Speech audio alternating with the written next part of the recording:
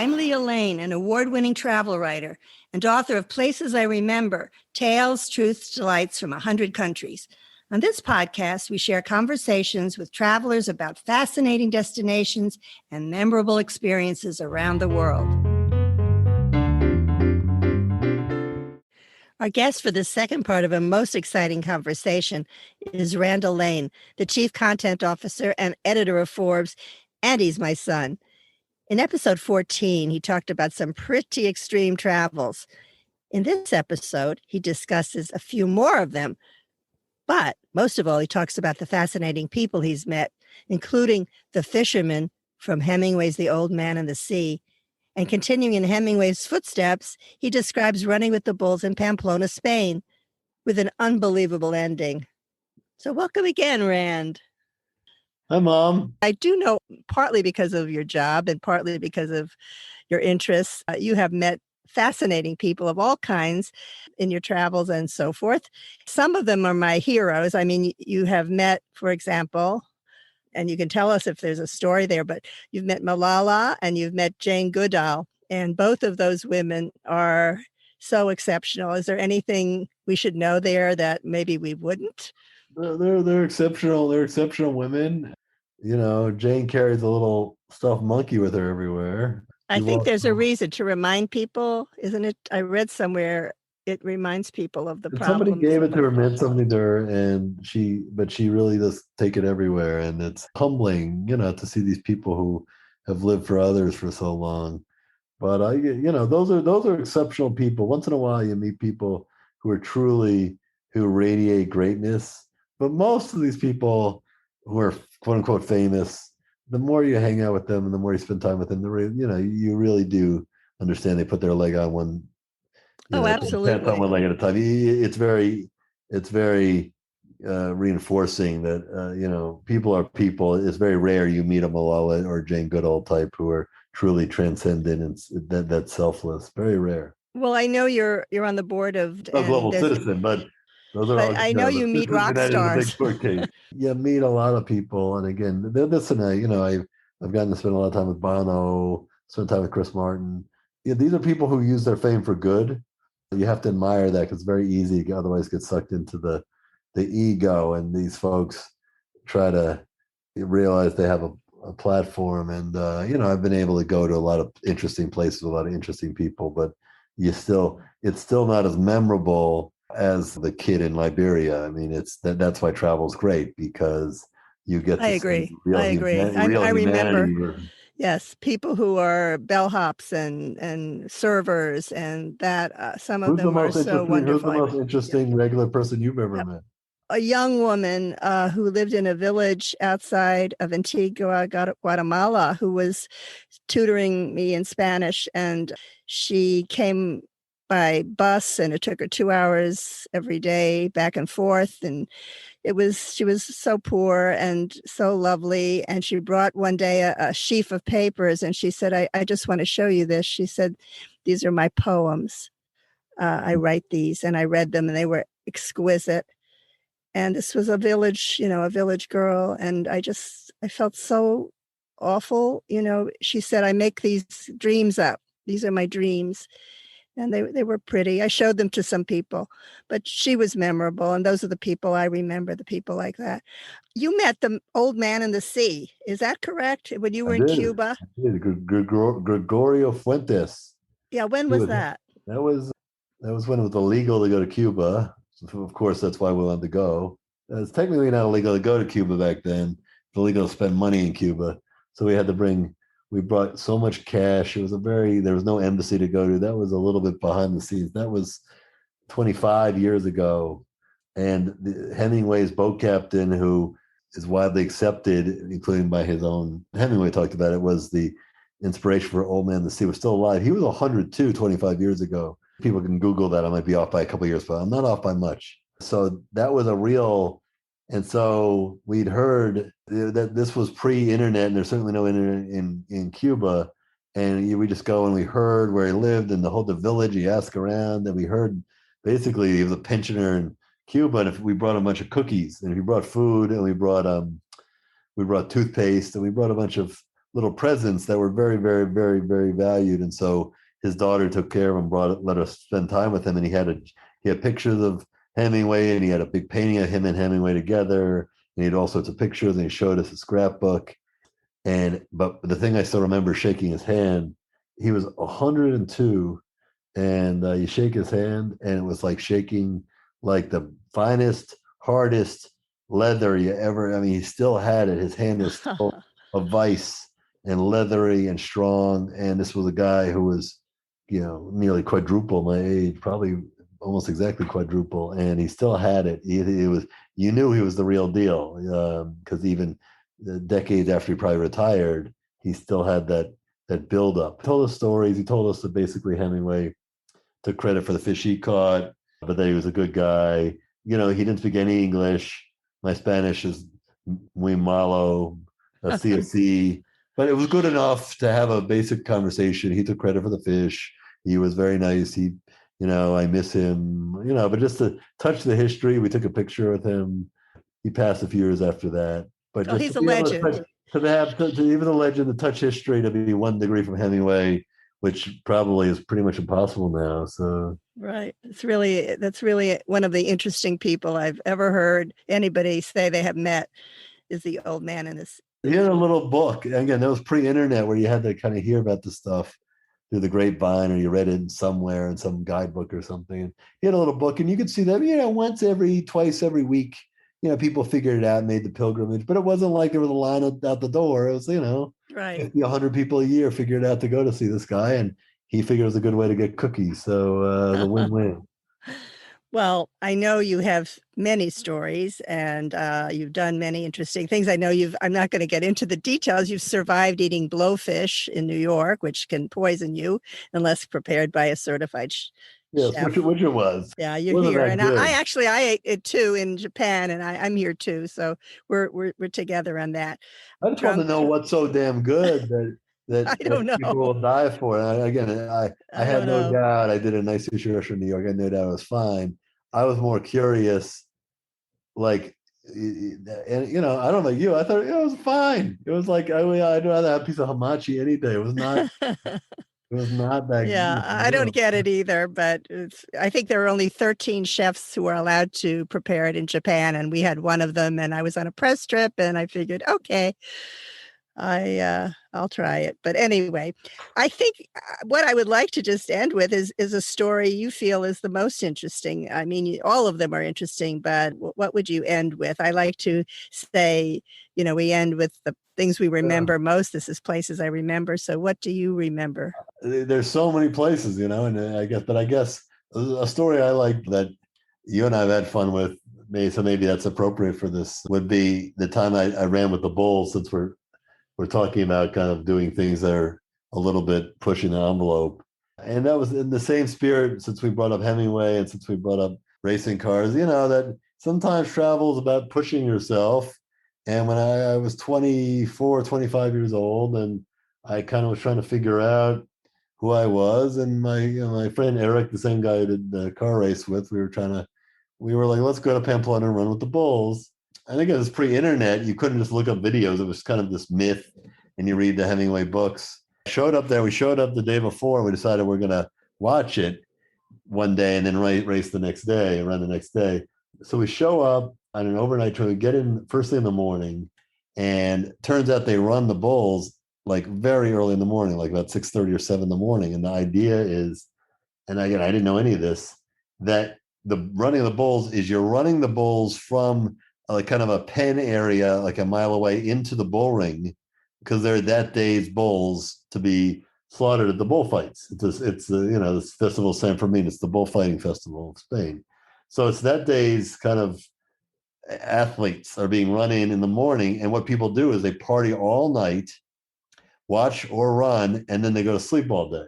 And so I did not know that this was not a peak performance thing. This was you get drunk and then you do it. So we got off an overnight train from Barcelona, and I went and watched, and we saw something very rare called a monton, I think it was called, where one bull started running backwards up the course. And if you think it's crazy running with the bulls down with them. Think about it as you're running with them and then the bull's coming at you. And so Oh what my happens, gosh. people freeze. And it was a huge banner headline in the newspapers the next day because it only happens once every few years. And we're like, are we really going to do this? But then we're like, Oh no. what are the chances that happens twice? And we also timed it to not do it on a weekend because it's very crowded on the weekends. The weekdays are crowded also, but not, so we figured out it was a weekend, it was so we said, we better just go do it. The problem is we actually couldn't find a hotel room we could afford. The whole place was booked up. So we wound up basically kind of, hanging out that night. We didn't really party because we weren't, you don't want to, we tried to get some sleep, but we didn't have a hotel room. We wound up sleeping in the park Oh uh, my with, gosh. I with a didn't know guy that. that we met, an Australian guy who had a tent. There was three of us in a tent just trying to stay warm because then we get up and so it was a terrible night's sleep. You get up, but you dress all in white. You put a red sash across your waist and a red bandana across your neck to give the bulls something to aim for. We run, but I will say it is an incredible. The things that people who are true heroes, the first responders, the veterans, they know you can. It's the first time because they shoot a cannon off when the bulls are out of the pen, and we were in the middle. We were in the middle of the course because if you don't start in the middle, if you start in the beginning, you don't get to run into the ring with the bulls. And if you start at the end, you're not really running with them because you want them to pass you for full bravery points. And you're told never to, the way you die is to actually sit in a door you're running through the streets. There's barricades everywhere. The way to die is to sit and stay in a door. You have to keep moving. You don't want to get stuck. So we're in the middle. We hear the cannon go off. The bulls are loose. We hear a second cannon, which means all the bulls are out. You want to hear them close together because it means the bulls are running together, which is safer. And literally, we're waiting for about a minute or two for the bulls to come to our spot. And it's kind of surreal because the bulls are in the chute and you're in the chute. And why are you in the chute? But it's kind of surreal because you don't see anything. And then you can feel it. Like when you say when people who are veterans say you can feel the fear in the air, cutting the air as thick as a knife. I never really knew what that meant, but you could feel it literally when it's like danger is coming. You could feel it, and you could feel the human panic. And then you look, and here come the people running, literally running for their lives. Literally, all these cliches bear true in these experiences, and they're running for their lives. And the other way to get really hurt is to get trampled because if you fall, no one's going to help you up. They're running for their own lives. They're not after the bulls pass, they'll help you up, but you're on your own. So you also want to make sure you don't trip, and it's a cobblestone street. And so there's a lot of things going through your head. This is pre-cell phone. We both had disposable cameras to take pictures of each other. The second these bulls come, the deal's off. We're like, we made a deal. We're going to take pictures of each other in front of the bulls. We didn't even have to tell each other. There was no deal anymore. You're not sitting there like, anyone taking a selfie during running bulls is insane. Oh no. You got to be totally locked on just being smart. And we're both carrying rolled up newspapers because what you're supposed to do for real bravery points is as the bulls pass you, is to hit them on the butt with the newspaper. That's the Oh truth. no. And we did. And it was an incredible experience, the field. And we run in and the adrenaline to know you survived it and you didn't get hurt. Every day the newspapers show how many people got gored the day before. There's only one or two people get gored. There are pictures in the newspapers every day in Pamplona with the people in the hospital with the thumbs up like I did it. To make it through, it's kind of a rite of passage. But anyway, the coda here is that there are about 20,000 people in the bull ring watching the people run into the ring with the bulls, but really they want more entertainment. And so what they do afterwards is anybody who wants to stay for more, they bring out little baby bulls to kind of just play with basically. And Eric and I were feeling so good. And this Australian guy's name, I forget, we're feeling so good about ourselves. We're high fiving. It feels so good. Like you did it, you accomplished it, you survived, you did this classic global rite of passage. You a story to tell for the rest of your life. So we say, of course, we'll stay for the whole thing. We'll stay for the baby bulls.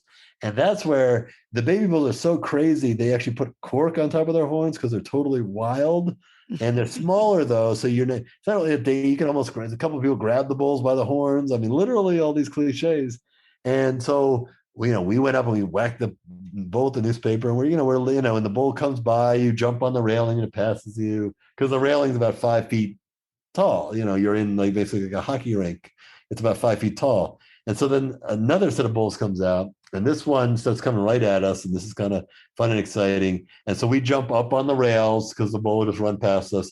And this bull starts taking the people on the rails and smashing into them. He's basically hockey checking them, and people are getting really hurt. And this bull, this is just, and so the bull's coming. Literally, is about 5-10 feet from us. I'm like, wow, like this. So people start jumping. You have two choices. You either go out, up, and over. You got to like jump out of the ring. You got to hoist yourself up and out, or you got to run into the ring. And you don't really have the time to think about it. And so I just made the choice, and I'm going to run out into the ring, and this bull can go pulverize somebody else on the wall. And something happened. The bull caught my eye as I'm running out, and he starts running after me. And I'm running, and the bull's running after me. And I'm looking at, and and every second feels like 10 minutes. I can still remember every second. It's like 10 minutes.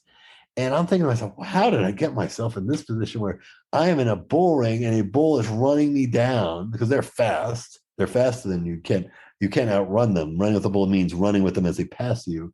And he's running me down, and I'm sitting there like, wow, I'm in a weird spot right here. And I'm looking, and I'm literally like a Bugs Bunny cartoon where my head is 180 degrees looking backwards. I'm running as fast as I can. Like my legs are moving like a tornado. I mean, I did not know I could run that fast, but he's still catching up to me fast. And the next thing you know, I hear something I've never heard. I heard like it was like you're watching like LeBron James in a full capacity stadium arena dunk a basketball. I heard like a tremendous cheer rise from the 20,000 people in the audience. And I am on the ground instantly. Like it was like boom, boom. And I don't know what happened. And I kind of start figuring out, oh, hold on. And the bull's gone. And I don't know what happened. And then two people grab me and said, come. They take me out. And I'm like, what the hell happened? And somebody grabbed my hat, somebody else grabbed my bandana, somebody else grabbed my newspaper. Everyone's grabbed my stuff, just giving it to me, get out of here.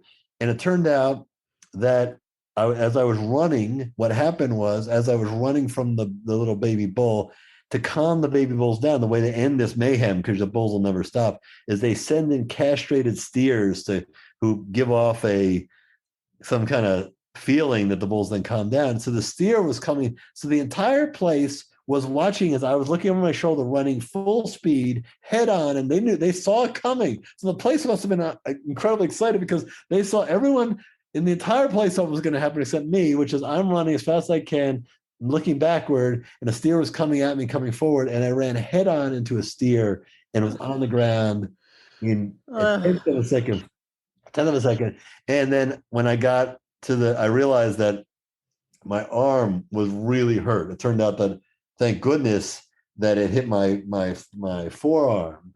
Like if I had been hit in the ribs by the steer, I'm sure I would have broke my ribs, because I was sure that I'd broken my forearm because it's super duper hurt. Although I was just very happy to be in one piece. So they take me to the medical tent, of which the newspaper chronicled 50 people during the run that day had required medical assistance. Every day they have the stats the way the stock market stats are in New York or something. So 50 people required medical attention on my run. 2 people were gored on my run. And I remember she asked me what happened. She's looking at my body, looking for blood. I show her my arm. It's already turning black and blue. And she goes, push. I still remember. She goes, push. I was like, get out of here. Like, you got to be kidding me. This is nothing. She's saying this and stuff. And she basically, she said in Spanish, can you move your fingers? I move my fingers. She goes, push, get out of here. And I had a black and blue mark literally for a month, which was great. It was a war. You have your mark of honor. Yeah, the badge of courage. I had the black and blue badge of courage. I'll tell you, Rand, you're something else. Because of you made me. I blame you. I'm impressed. I'm impressed, and I'm happy you're here. I just hope that you stay safe and in one piece, and I hope you have many, many, many more interesting and safe travels. And I thank you so much for sharing this. I don't know how many people are going to be inspired to do some things they might not have, or not inspired, but it was very, very interesting. And I really thank you. And I love you. Love you. Well, a great show. I love the first, you're on your way. Look out, look out, podcast world. We got a new